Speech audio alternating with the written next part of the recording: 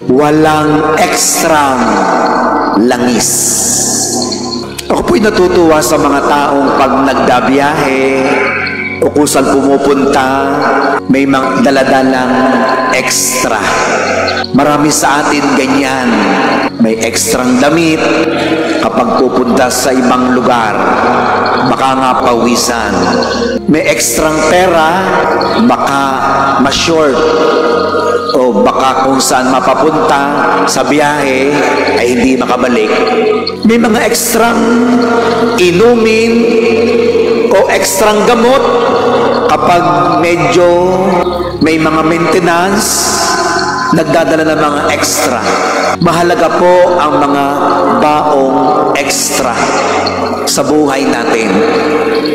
Ang sabi po ni Pope Francis tungkol sa ebanghelyong ating napakinggan, yung ilaw at langis. Tungkol sa ating ebanghelyo, ano daw yung ilaw? Ang sabi ni Pope Francis sa kanyang pagdinilay, refleksyon, ang ilaw daw ay sagisag ng ating pananampalataya. Ay ano naman ang langis? Ang langis daw ay sagisag ng ating pagmamalasakit o pagmamahal. Unahin muna natin ang ilaw. Pananampalataya. Kahapon po, pesta ng ating mahal na patron San Martin. Kadaming tao. Grabe, umagang-umaga pa lamang sa mga banal na misa, lahat ay puno. Ang matindi ho nung hapon. Kahapon, alas 4. Hindi lang puno. Doon pa sa magkabilang gilid, maraming nakatayo. At doon sa dulo, at marami pang mga nasa patio. At pagkatapos ng banal na misa, ginanap natin ang prosesyon. Ay bumuhos ang ulan. Ay kahit bumuhos ang ulan wala pa ring umuwi. Ang iba ay basang-basa. Sinamahan si San Martin Guerrero ang nakasakay sa kabayo. Si San Martin Obispo kasama din. Hindi iniwan ng ating mga kababayan. Ang iba'y galing pa sa ibang lugar.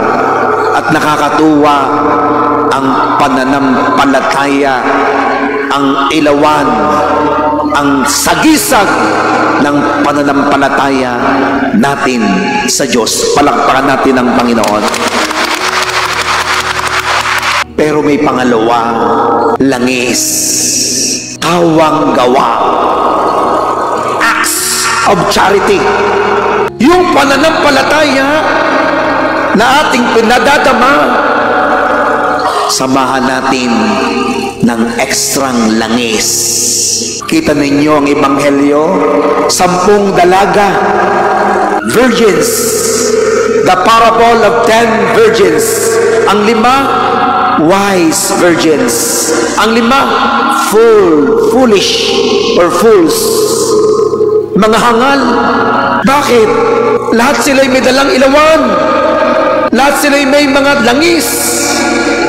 Ngunit yung 5, may ekstrang baon ng langis. Ay yung 5, wala.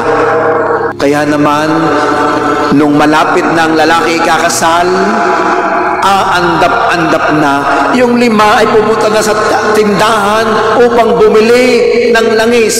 Siya namang pagdaan ng lalaki kakasal.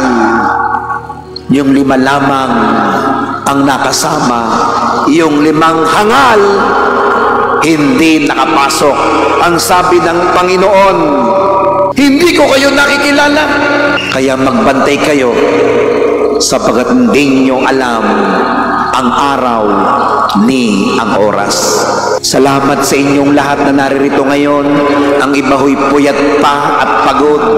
Ang iba'y galing pa rin sa ibang lugar. Malinaw sa atin yung ilawan, tanda ng ating pananampalataya sa Diyos. Yan ang magliligtas sa atin. Palakpakan natin ang bawat isa. Pero may paalala sa atin ng Panginoon, hindi sapat ang ilaw, hindi sapat ang pananampalataya. Kailangang dagdagan natin ng malasakit at kawang gawa, ang ekstrang langis, ang langis ng pagmamahal, ang langis ng pagmamalasakit, pagtulong sa kapwa. Anong ating daladala? Si San Martin, grabe. Alam natin, ang Taal, ang unang bayan dito sa Southern Tagalog. Ang simbahan ng Talang, unang simbahan dito sa Southern Tagalog. At sa kauna-unahang bayan at simbahan, ang unang patron dito, si San Martin. Bakit? Kasi si San Martin, kilala sa kanyang kawang gawa. Si San Martin, kilala sa kanyang pagmamahal sa mga mahihirap, sa mga nangangailangan, sa mga nagkakasakit. Kita naman ninyo yung pulubi na giniginaw, walang makain at halos mamatay sa gutom, halos hubad na at halos mamamatay sa lamig. Pero alam natin ang story ni San Martin, yung kapa, yung suot-suot niya bilang isang sundalo, hinating niya sa gitna at kanyang ibinalabal sa dukha na nilalamig. At nung gabi siya'y nanaginip, nakita niya si Jesus, ang mukha ni Jesus, suot-suot ang balabal na ibinigay niya sa pulubi. Palapakan natin si San Martin, ang ating patron. Ang tanong, anong ating daladala? Anong ating baon? Anong klaseng langis meron tayo? Baka sa halip na pag-ibig at pagmamalasakit, kayabangan, pagkamakasarili. Baka sa halip na tayo ang ekstrang langis na ating daladalay kabutihan, pag-ibig, di wala tayong kadaladala, o kung may dalaman, kasakiman, kadamutan, wala po yung place sa ating simbahan. May mga pagkakataon po na minsan lumalabas sa atin yung mga kayabangan. Naalala ko ho yung sikat na sikat ngayon, yung Batanggenyo. Sayang ang tato. Ayan, talaga naman. Ay, bayo ko ba, mga matindir eh. Talagang nakatato pa din eh. Batanggenyo, ay yung palit takot sa asawa. Laking-laki ng tato. Bigla ko namang naalala yung kwento. Bago sumigil itong sayang ang tato, yun daw lalaki ay talagang under ng misis. Pero hindi niya pinapahalata sa kanya mga kumpare. Ay minsan nag-inom. Dami ng tato. Dini, sa likod at sa dibdib. Meron pa dini, sa braso. Nag-iinom. Sabi, lumapit yung kanyang asawa. Hoy, Rudy! Kanina ka pa! Hindi pinapansin dahil siyempre baka mapahiya. Pumunta ka na dinit, magsaing! Aba, hindi rin pinapansin. Nagpakitang gilas ang sabi ni Rudy. Pinakita yung kanyang muscle.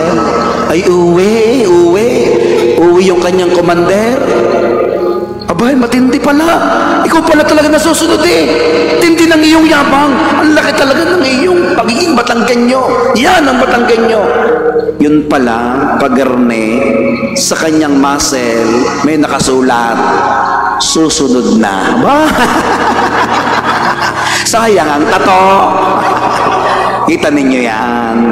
Minsan sa buhay natin, minsan ang daladala natin yabang. Minsan ang daladala natin ay pagkamakasarili. Etong Ebanghelyo, nagpapaalala sa atin, magdala tayo ng ekstrang kabutihan, ekstrang pagmamahal, ekstrang pagmamalasakit, ekstrang langis ng pagdamay sa ating kapwa. Ipanalangin natin ang bawat isa na sana tulad ni San Martin, tayo'y laging may daladalang ilawan ekstrang langis sa buhay na ito. Sa ngalan ng Ama at ng Anak at ng Espiritu Santo. Amen. Palakpakan natin ang Panginoon.